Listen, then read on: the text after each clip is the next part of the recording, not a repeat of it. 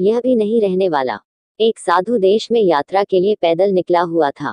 एक बार रात हो जाने पर वह एक गांव में आनंद नाम के व्यक्ति के दरवाजे पर रुका। आनंद ने साधु की खूब सेवा की।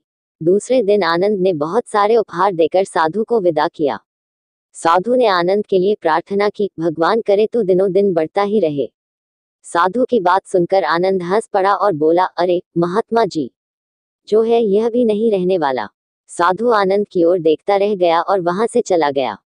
2 वर्ष बाद साधु फिर आनंद के घर गया और देखा कि सारा वैभव समाप्त हो गया है। पता चला कि आनंद अब बगल के गांव में एक जमींदार के यहाँ नौकरी करता है। साधु आनंद से मिलने गया। आनंद ने अभाव में भी साधु का स्वागत किया। झोपड़ी में फटी चटाई पर बिठाया, खाने के लिए सूखी रोटी दी। दूसरे दिन जाते समय साधु की आंखों में आंसू थे।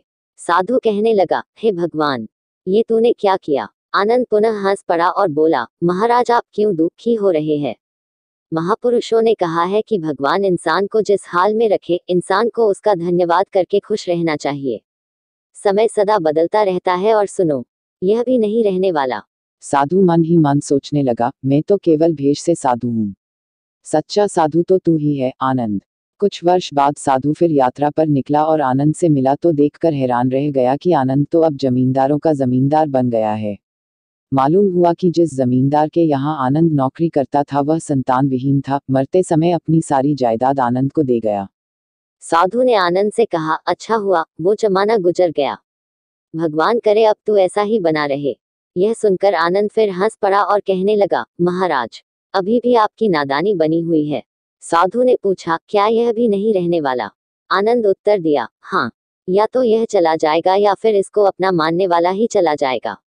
कुछ भी रहने वाला नहीं है, और अगर शाश्वत कुछ है तो वह है परमात्मा और उस परमात्मा की अंश आत्मा। आनंद की बात को साधु ने गौर से सुना और चला गया। साधु कई साल बाद फिर लौटता है तो देखता है कि आनंद का महल तो है किंतु कबूतर उसमें गुटगू कर रहे हैं और आनंद का देहांत हो गया है। बेटियां अपने अपने घर चली गईं, बूढ़ी पत्नी कोने में पड़ी है।